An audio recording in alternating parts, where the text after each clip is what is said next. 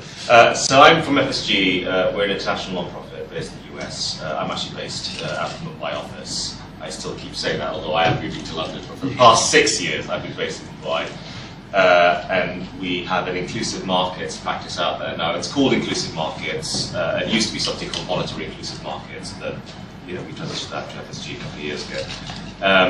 But actually, even though we said markets, mainly when we started about 10 years ago, we were really looking at enterprises, some entrepreneurs and business models, and trying to figure out how to make those work in serving the poor and marginalized in the developing world.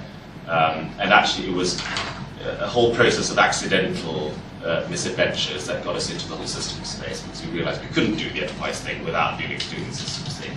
And so accidentally fell into what we now think of as MSD.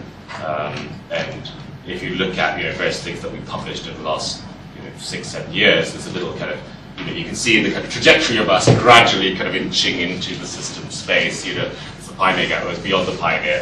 It's something else completely. It's not pioneer at all.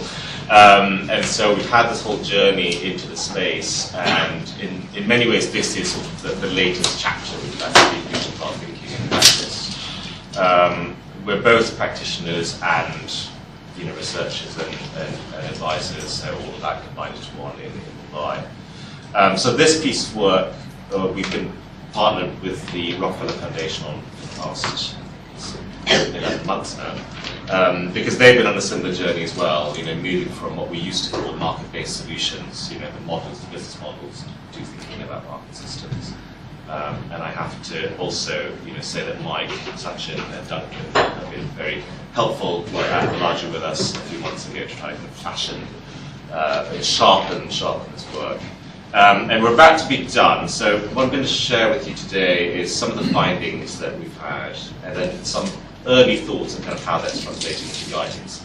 So our brief was discover how change happens, but also give us the easy ABC, it won't be ABC, but the easy toolkit, that Rockefeller and ourselves and other people can use to kind of, be more effective at transforming systems, even though it's difficult and messy and so on. So there is a bit of a tension there in terms of how do you make this kind of simple and easy and somewhat linear, but, except the systems are messy. Somewhat linear. Yeah, somewhat linear, I know. Make it simple and effective and easy and fast.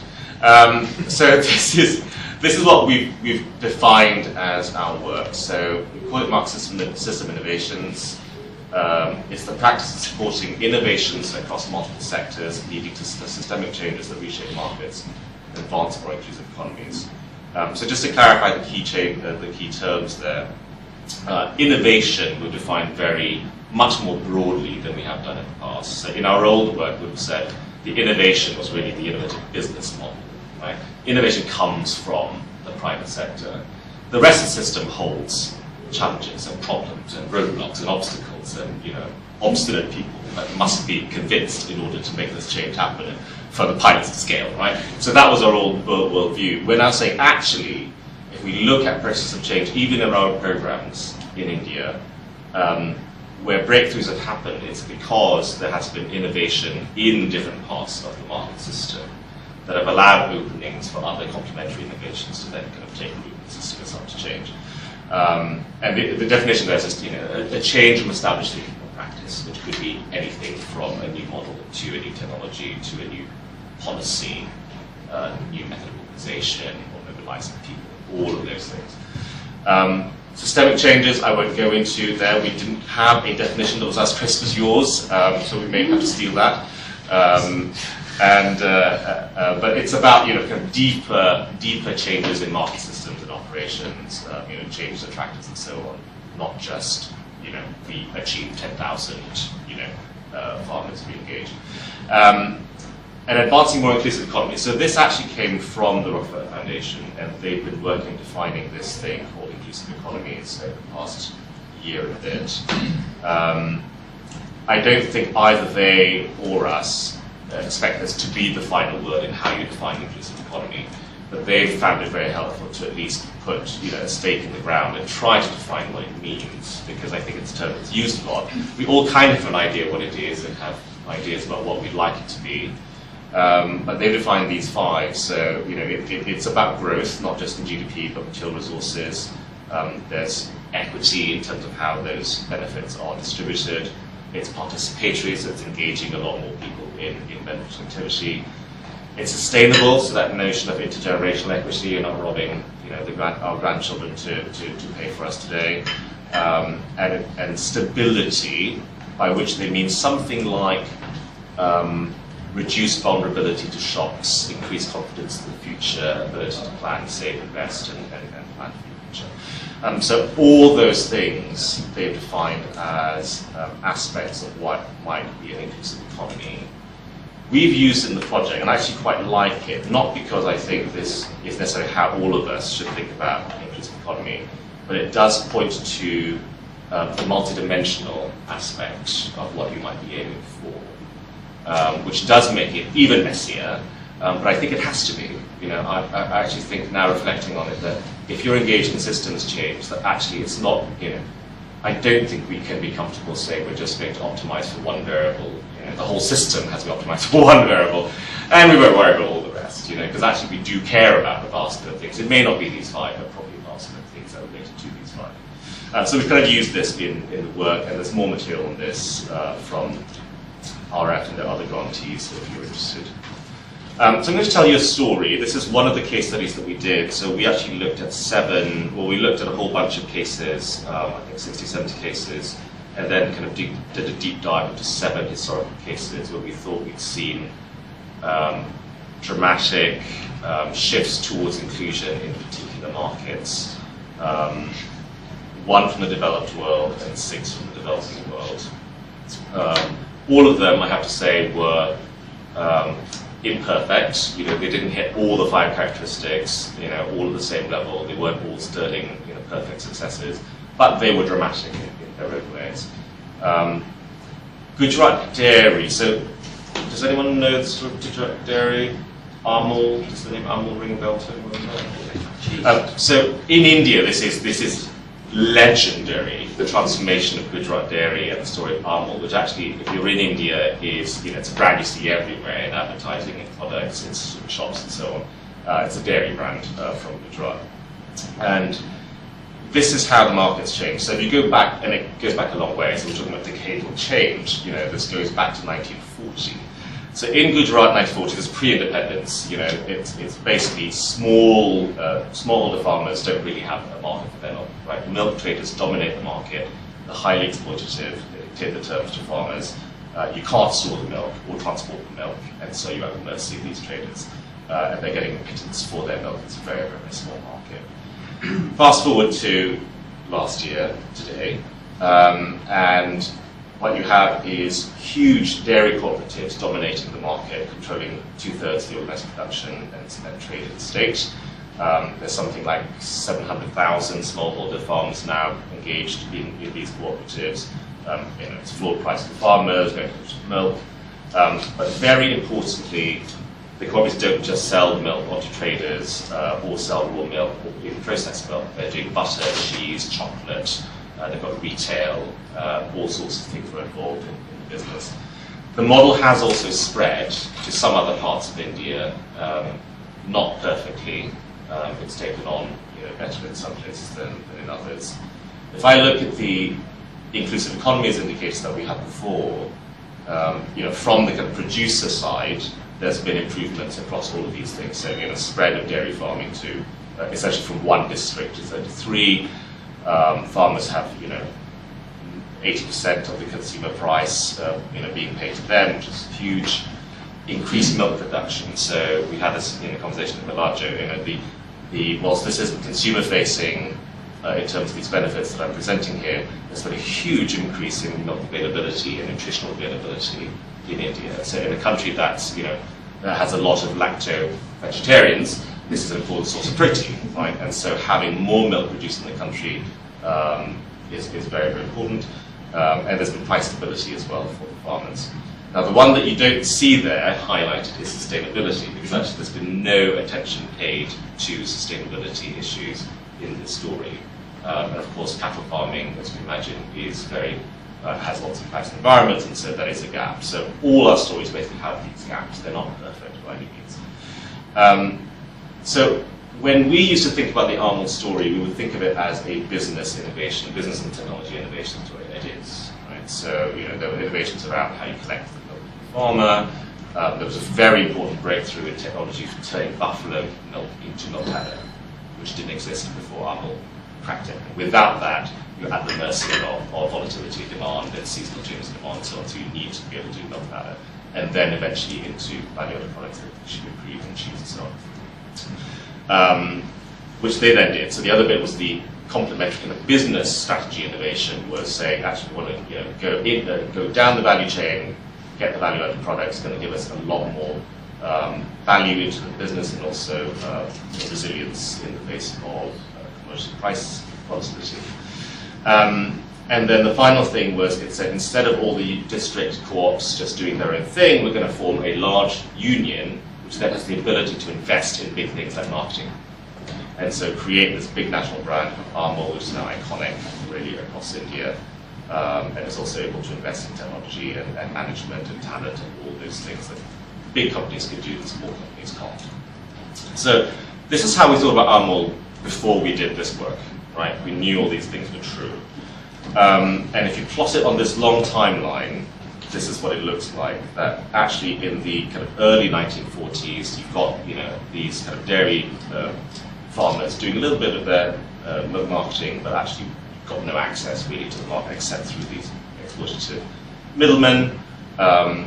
There's a point in the late 40s where it changes into what we call significant in terms of pro-IE business models. So that's when the first unions are set up and try to get transport of milk to the Bombay market and start pushing into other products. And so that flip has happened, but actually they're not dominant for another couple of decades, right? So it's still dominated by the milk traders and by imports until about the 60s, late 60s, early 70s, and then you start seeing this pattern of dominance where now they are the dominant milk trader. They are the largest food business in India, actually. They're larger than all the big corporate players. And if you plot the innovations, right, on this in terms of business and technology, there is obviously a kind of cadence of innovations that happens through time, from kind of transportation of milk to milk powder to the launching of brands, financing around cattle loans, creating the federation, ice cream, so on. And in fact, towards the end, what you see is that it starts moving beyond the co-op model. So what happens in the kind of 90s is that the model starts spreading into what we call producer companies. And so you start seeing private companies coming in, organising very much along the same principles as the co-op, but in a kind of private sector commercial way. So actually the model is kind of broadening beyond the original carriers of it. So again, this was kind of the story that we kind of knew, and what was new for us was realising how this was not the whole story, that there was a whole other layer. So, we've talked about these other rules, and norms in the market that organise behaviour. And when we plotted the change in market rules, this is what we found. That actually what happened, if you looked at the late 40s, there is that the government creates a scheme to get regulated milk to Bombay, but gives it to one private trader. The farmers decide, we don't like this, and we want to have direct access to the Bombay market. The government says no. The farmers go to a local leader and he says, we're going to organise you into a little movement and we're going to strike. And so for 2 weeks they pour the milk out into the streets instead of supplying it to the traders. The elite in Bombay decide, we want our milk. The government caves in and says, right, you can have access. Sounds right? like the tea party. Yes, indeed. exactly. That sort of stuff works. People like their food. And so following that, then the government decides they're going to support the co-ops by giving them a creamery, which then allows them direct access technically to the Bombay market. You see another flip. So the next bit of the shading that you see is basically a very clever move that the co-op pushes in terms of getting the government to ban butter imports, because it's all dominated by Anchor butter from New Zealand. And so they say, if you want this market, we've moved it to, if you see at the bottom layer, they invested in butter. So they go to the government and say, we're going to ban butter imports, and that gives them access to the whole market. Now, the bit I'm not showing you is kind of the other thing that made it possible, which is events, right? So, why was the Bombay Milk Scheme created in 1945? There was a disease outbreak a few years ago, and the government said we can't have this kind of unregulated, chaotic market. We can create a scheme, but we're not going to give up you access to it. Farmers' strike got access to it. The leaders that helped collectivize the farmers were related to the Indian independence movement. The year after the farmers get access, independence happens. The local leaders then get elevated to central government. And they decide, right, we're going to now lease the creamery to you. Right, so a combination of good fortune, relationships, connections, and events. The ban on butter imports, how did that happen? Basically, there's a foreign exchange crisis in the 50s. The government's trying to reduce imports. The cooperative government said, got the perfect answer for you. And so, got them to change that. And so, what we see really with this story is that, we see it repeated throughout all the cases, is this interplay of certainly kind of rules and business players, the importance of different kinds of innovations in that process, some of which are more technical, some of which are more political, and some of which, I think before we did this, we wouldn't have thought of as innovations at all, in the market space, mobilization, striking, direct action. We see the importance of events in creating the energy that could be harnessed and getting things to change, particularly around rules.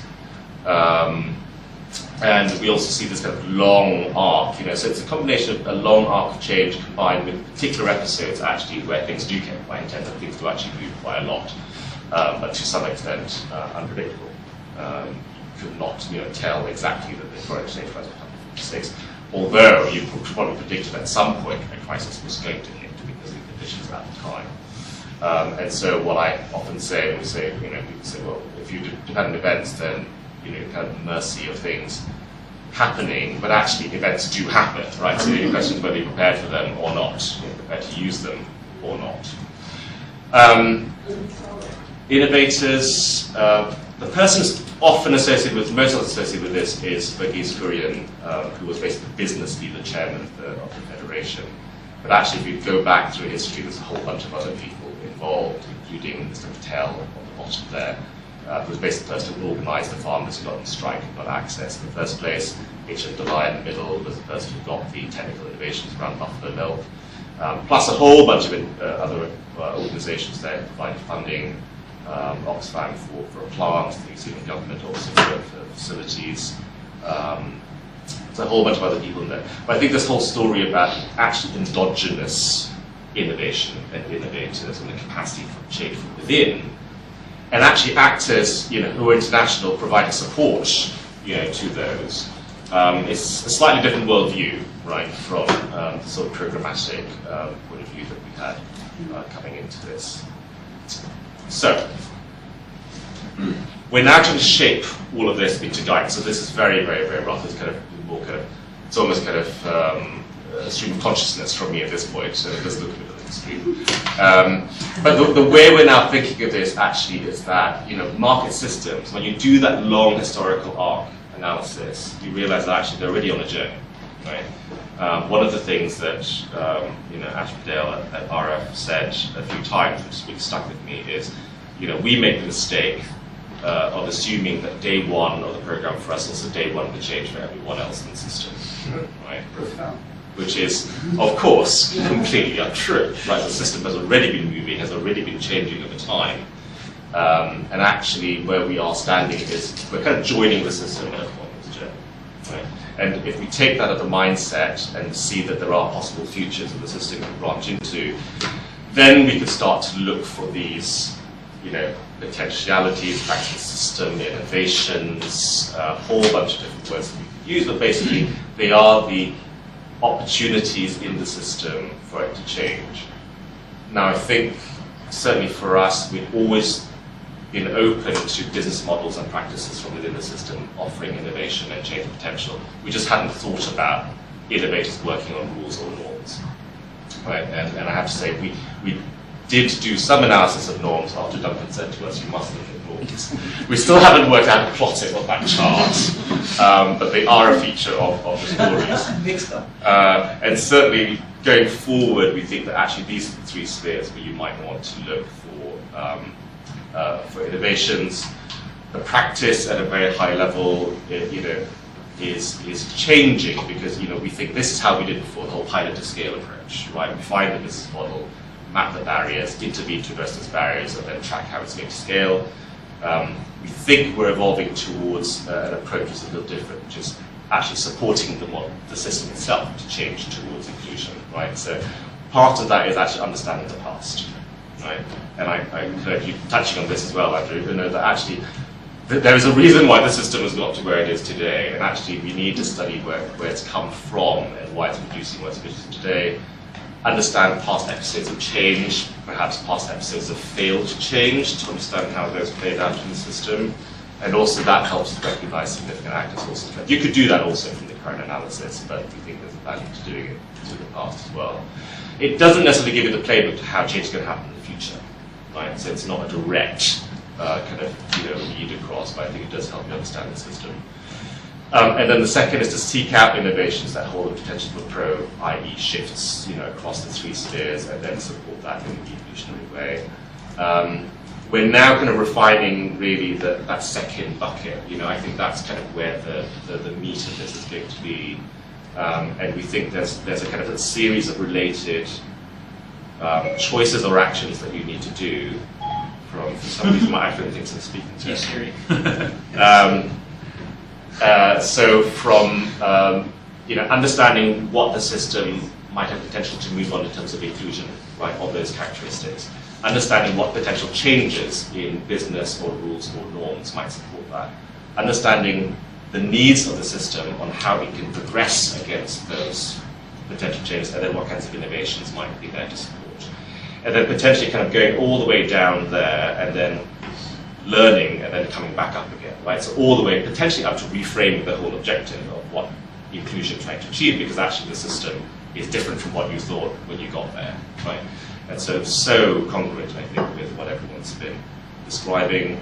The final thing I'll just show you is, in terms of what the system needs, part of what we've tried to do is take this notion of different phases in the cycles of change and say, actually, there's also this situational awareness of where the system is in terms of particular change. So certainly along business models, but maybe around particular change to rules, right, to favor those pro-IE models or practices. So depending on kind of where you are, right, whether it's kind of dormant or whether the pressure is intensifying for a change, or whether you're coming out of when some regulation or law has flipped around that change, the system needs different things, right, to actually embed the change and move forward. The same thing with models.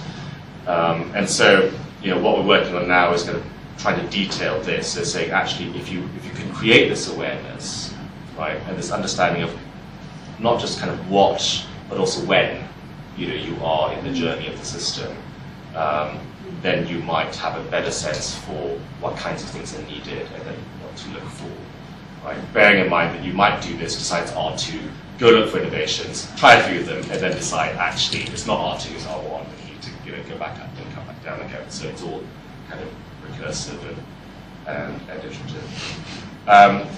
So I'm going to pause.